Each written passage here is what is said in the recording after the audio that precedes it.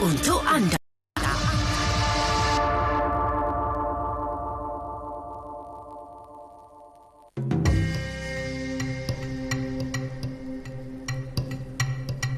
Assalamualaikum dan salam Malaysia Madani, bersama-sama saya Zir Nasir untuk Solusi Sihat diterbitkan oleh Shah Azam. Bulan Oktober setiap tahun merupakan bulan kesedaran kanser payudara sedunia dan kempen ini sebenarnya bertujuan untuk mewujudkan kesedaran dalam kalangan orang ramai selain mendidik dan menyokong mereka yang mengidap penyakit ini. Jadi topik yang diangkat hari ini adalah Pink Oktober, kesedaran kanser payudara. Untuk mendapatkan lebih lagi informasi, kita terus saja bersama-sama Dr. Nurul Nadia Jamaluddin yang merupakan pakar perunding bedah umum, payudara dan endokrin Klinik Pakar Kesihatan USIM. Assalamualaikum, Doktor. Waalaikumsalam, Zainah. Baik. Terima kasih Dr. Nurul kerana bersama-sama kami untuk Solusi Sihat hari ini. Pink Oktober, sempena bulan kesedaran mengenai kanser payudara. Mohon doktor kongsikan terlebih dahulu mengenai kanser payudara di Malaysia. Okey, Assalamualaikum warahmatullahi wabarakatuh. Selamat tengah hari ya para pendengar kita. Kanser payudara di negara Malaysia, according to the Malaysia Statistic lah, adalah kanser pembunuh yang tertinggi di kalangan wanita di Malaysia, dan juga statistik yang terbaru telah menunjukkan kadar berlakunya kanser payudara di kalangan wanita di Malaysia. 1 dalam 19 orang wanita adalah berisiko untuk mendapat kanser payudara ni.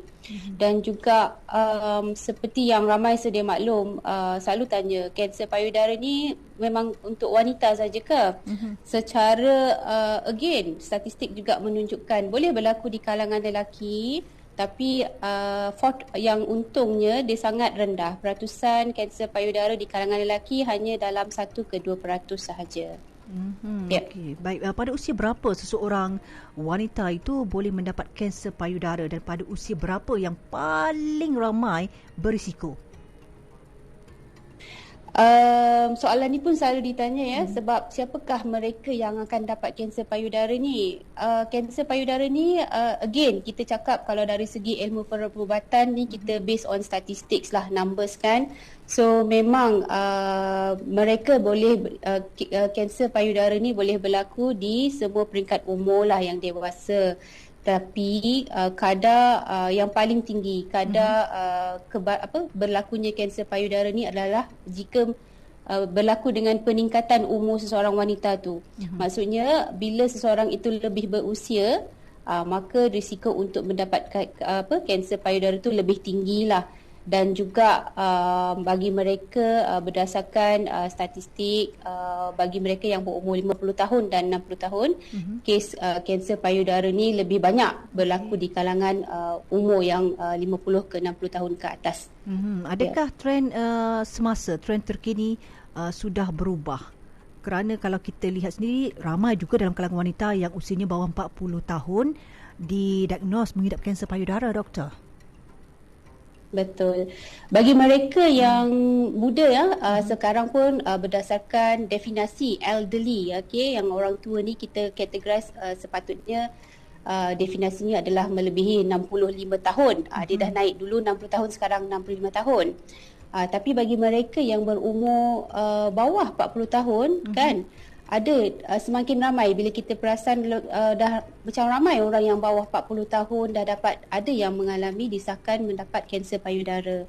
Bagi kes-kes seperti ini, biasanya lebih muda usia seseorang itu bila mendapat kanser payudara, kita boleh kaitkan kebarangkalian tinggi dia adalah jenis faktor genetik ataupun diwarisi lah. Jadi ada juga yang 27 tahun dah dapat kanser payudara, ada yang 30 tahun pun dah ada kanser payudara. Namun bilangan ini tidak ramai.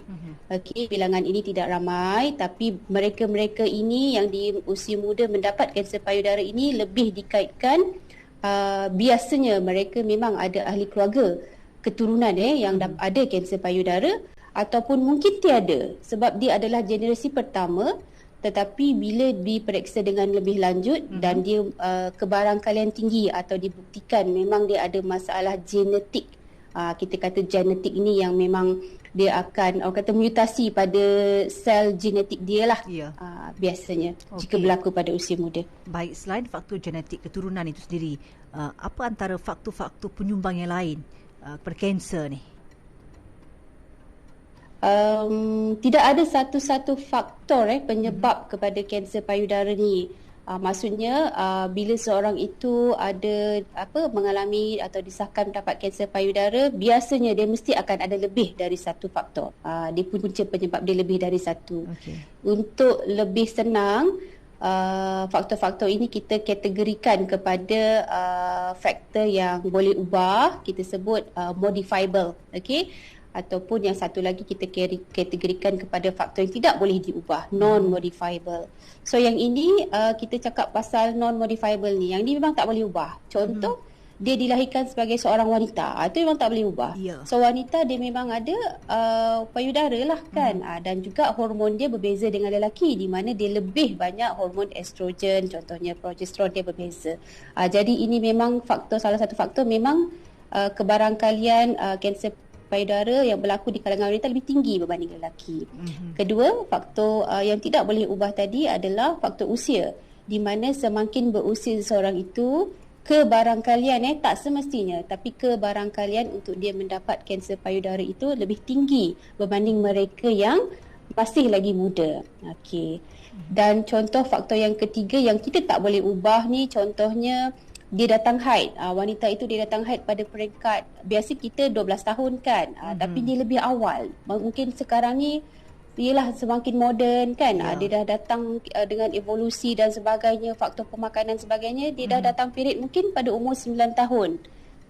Lagi awal daripada biasa. Dan juga dia menopause tu lambat. Bila dia menopause tu lambat, biasa mungkin 50-55 ni dia lebih lama dari itu.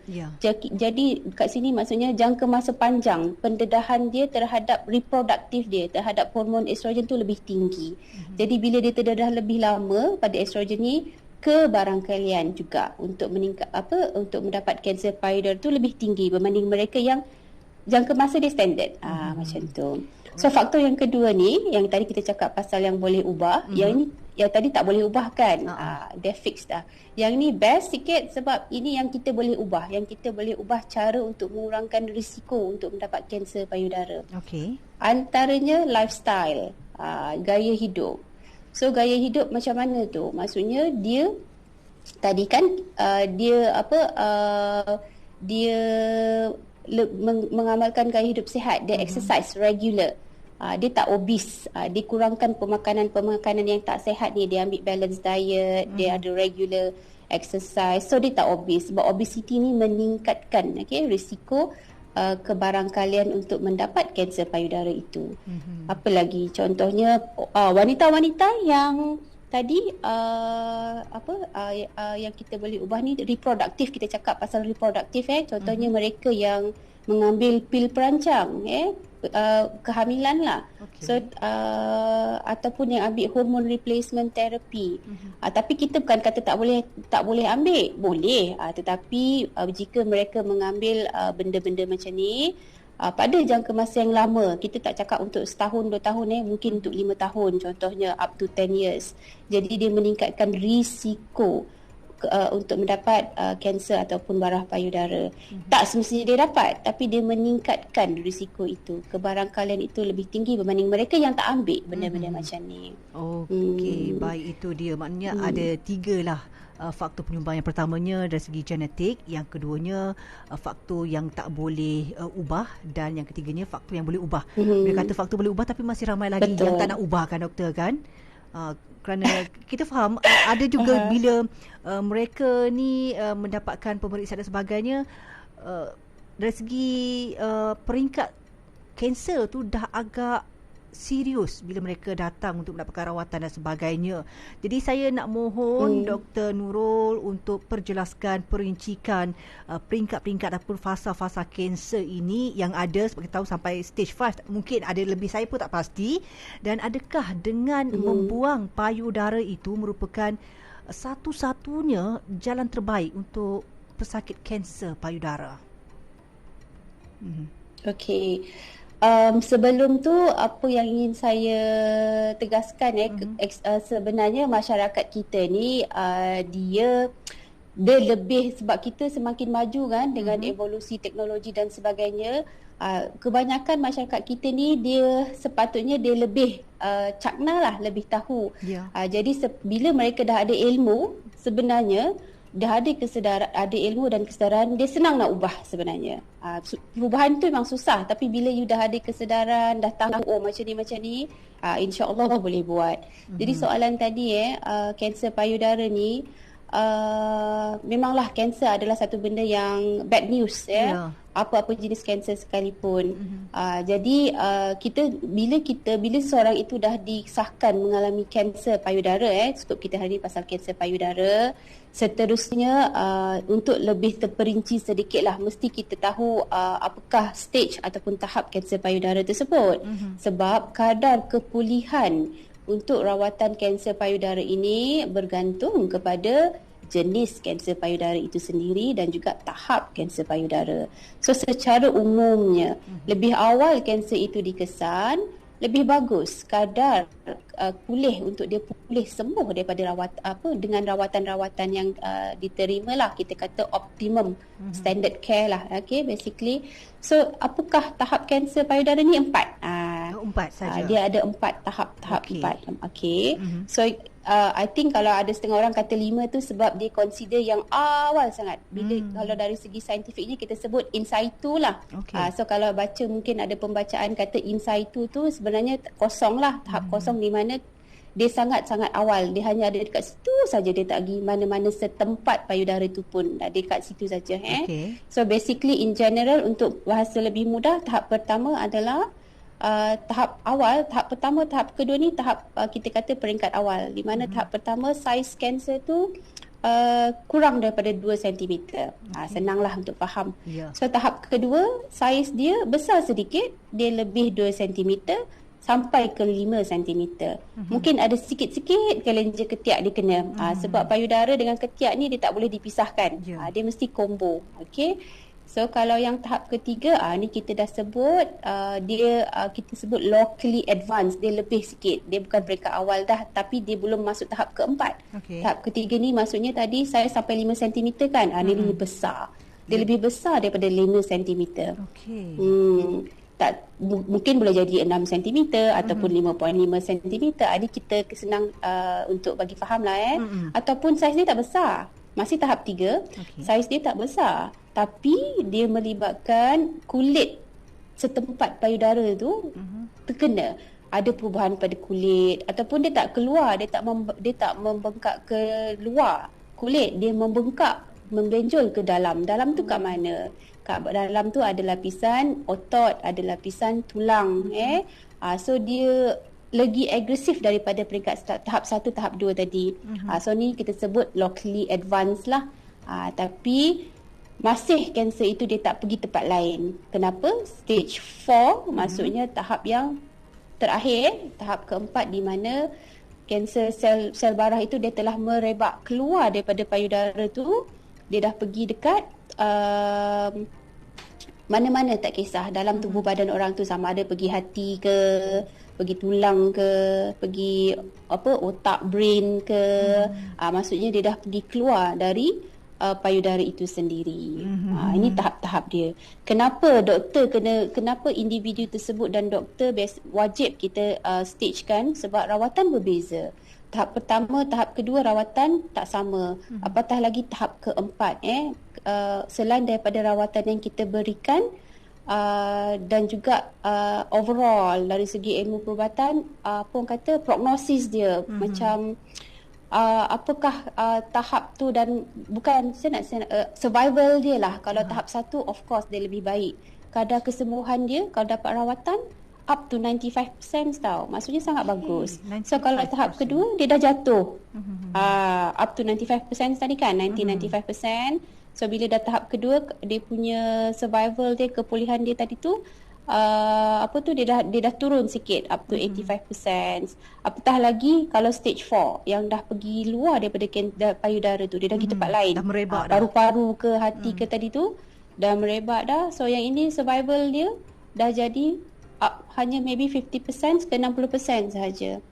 Itu yang kita nak orang tahu, di mana kalau bagusnya breast cancer ni, kalau banyak wanita yang ada ketulan kat payudara, tapi lebih peratusan tu lebih kepada ketumbuhan ringan. Jangan ingat ada benjol kat payudara, kanser tidak.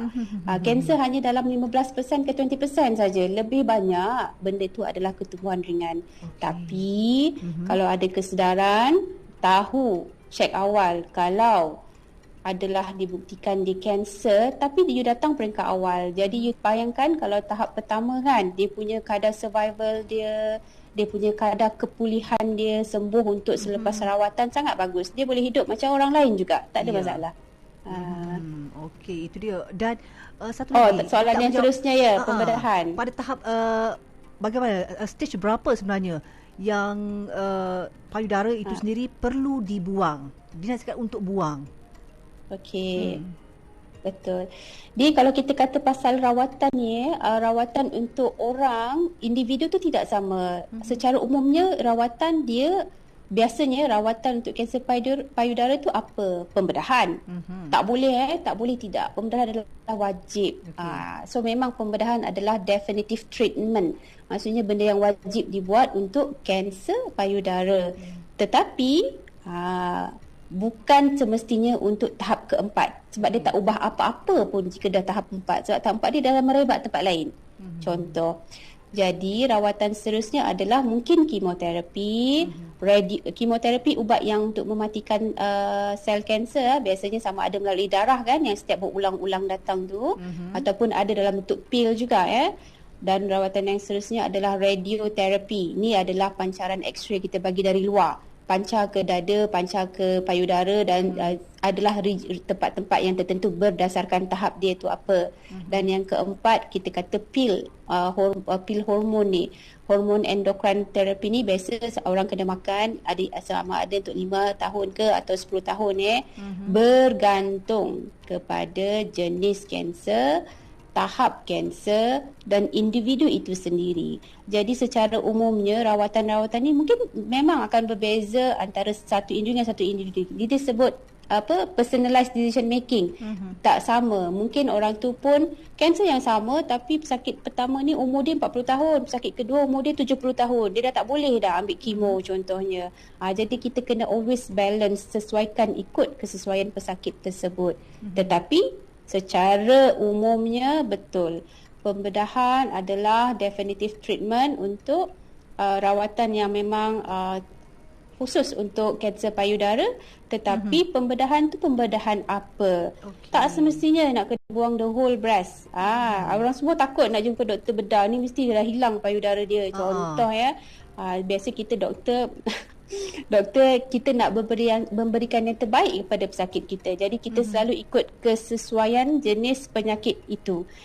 Ada setengah orang kena buang semua. Ada orang hanya perlu buang sikit sahaja. Ada orang dia kena buang ketiak, potong sikit saja. Ada orang kena buang parut dia agak panjang. Yang itu berbeza ikut jenis kanser, tahap kanser, dan juga ialah sebab penyakit tak sama. Lokasi-lokasi kanser tu macam mana. Gitu. Okey, lokasinya dan kondisi peringkat mana kan berbeza di antara setiap seorang pesakit itu sendiri. Dalam masa yang sama, Dr. Nurul, benarkah pesakit yang menerima rawatan radioterapi ini perlu mengasingkan diri mereka ataupun kuarantin untuk tempoh tertentu? Okey, radioterapi ni adalah salah satu rawatan untuk kanser payudara tadi kan. Dan tak semestinya dia adalah wajib untuk semua kanser payudara. Tidak. Contohnya radioterapi ni dia tak perlu, dia adalah wajib atau dia adalah komponen yang perlu bagi mereka yang ada kanser payudara, tapi pembedahan dibuat sebab kanser dia mungkin datang awal, peringkat awal kan, sangat kecil, dan kanser tu jenis yang baik. Jadi dia hanya buang ketulan itu sahaja bersama kelenjar ketiak. Ketiak dengan kanser payudara tak boleh dipisahkan, dia kena buang. Sama ada teknik nak buang sikit ke banyak, itu pun doktor akan decide bergantung kepada jenis dan tahap kanser dia.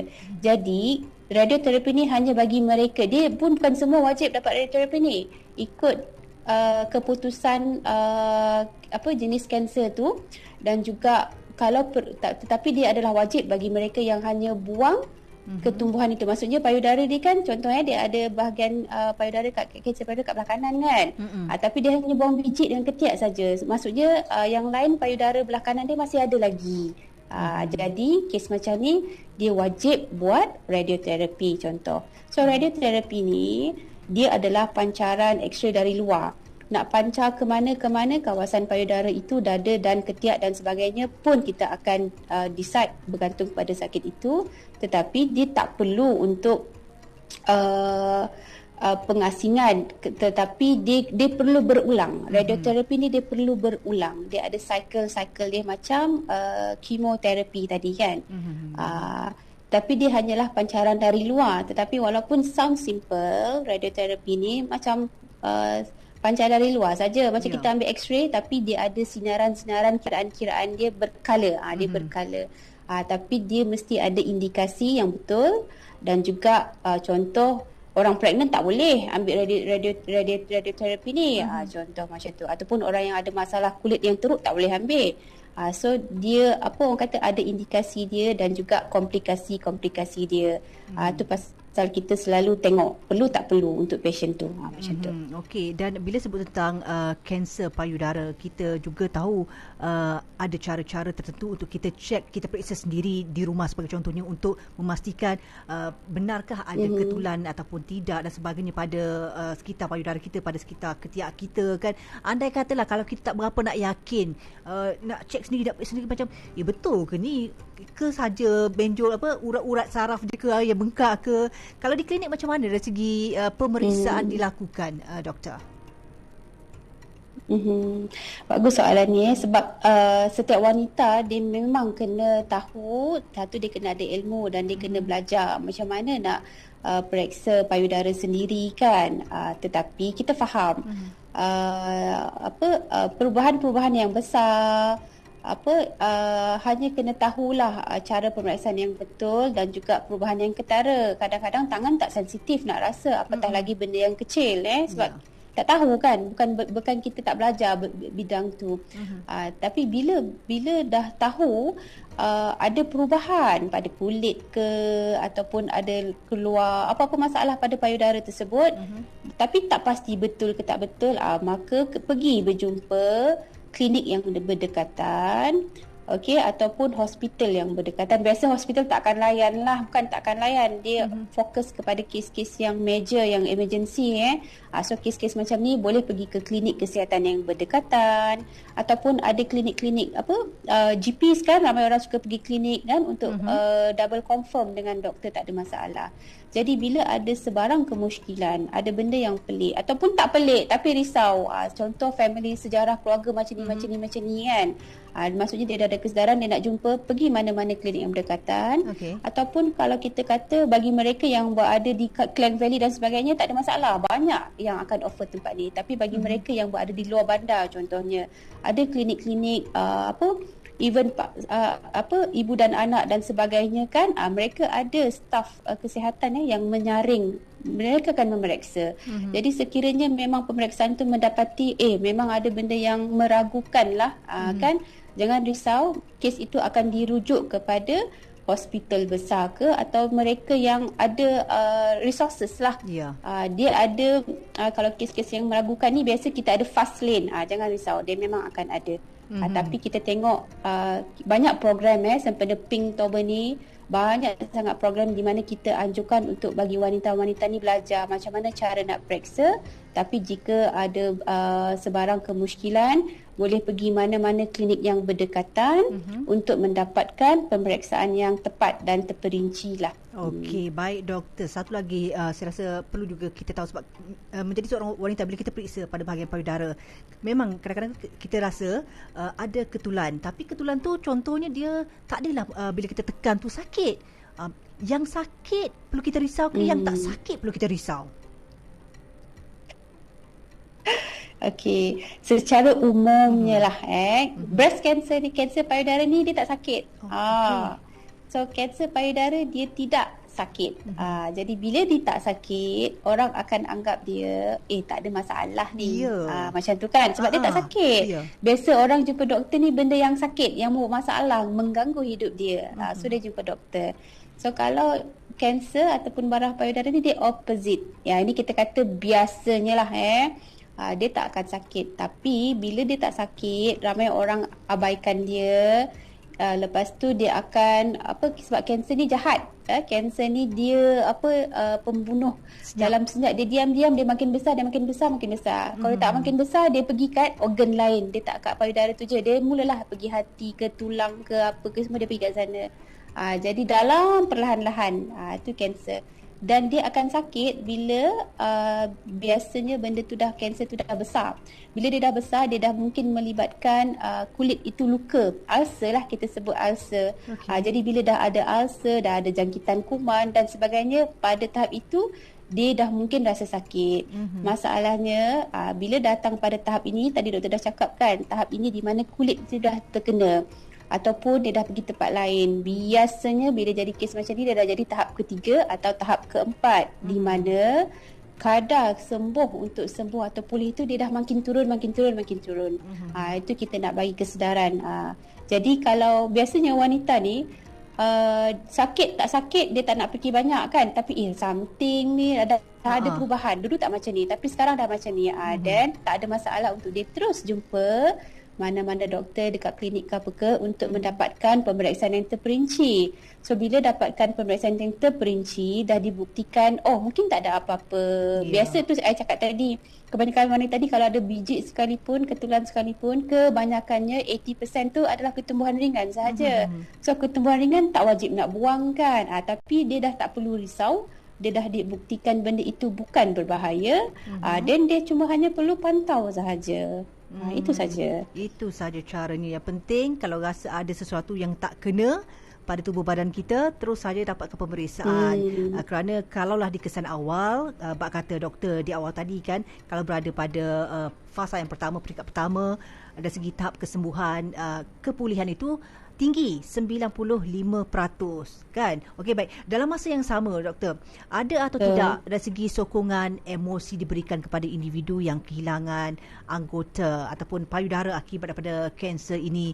Ialah kita memang sememangnya bila disahkan mengidap kanser payudara dan terpaksa dibuang payudara sebelah, mungkin suku ke separuh ke kan, mana-mana bahagian, kita akan terganggu dari segi emosi kita doktor. Betul. Macam saya cakap tadi, bila seseorang itu disahkan mengalami kanser, itu adalah satu benda yang sangat berat. Belum tahu tahap apa lagi, betul tak? Jadi satu bad news kanser ni, walaupun dia sebenarnya contoh dia datang dapat pada tahap pertama, tapi kita tahu sifat kanser ni adalah unpredictable, kita tak boleh jangka. Jadi kenapa? Maksudnya kanser ni walaupun dia alhamdulillah tahap pertama kesembuhan dia up to 95%, 99%, tapi dia mungkin boleh datang balik. Jadi itu pasal bila kita tengok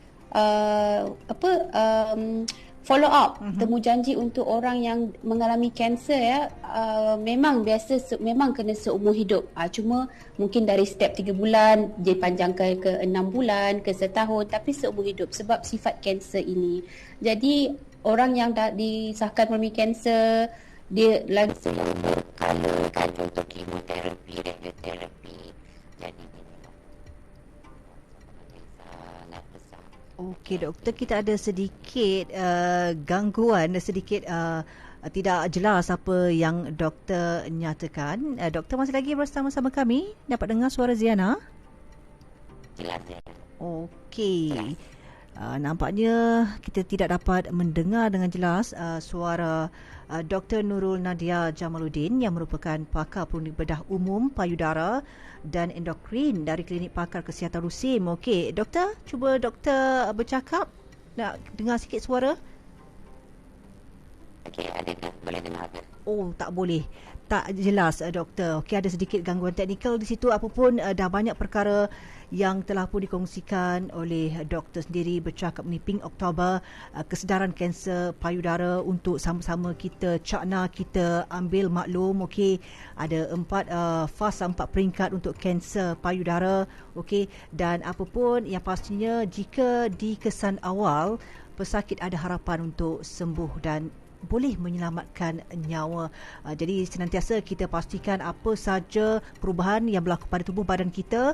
Okey, kita cakna, kita kenal pasti, dapatkan pemeriksaan lanjut. Okey, terus jumpa dengan doktor untuk memastikan mungkin benjolan ataupun apa saja perubahan yang berlaku pada tubuh badan kita, khususnya di payudara kita, itu merupakan kanser ataupun hanya sekadar ketumbuhan sahaja. Kita harap dengan ruang masa yang ada, kita bincangkan tentang Pink Oktober, kesedaran kanser payudara, memberi anda informasi dan juga panduan untuk sama-sama kita kenali diri kita, kesihatan tubuh badan kita dan dapatkan rawatan segera untuk kita pastikan kita sentiasa sihat. Okey, sekian dulu untuk Solusi Sihat. Saya Zira Nasir.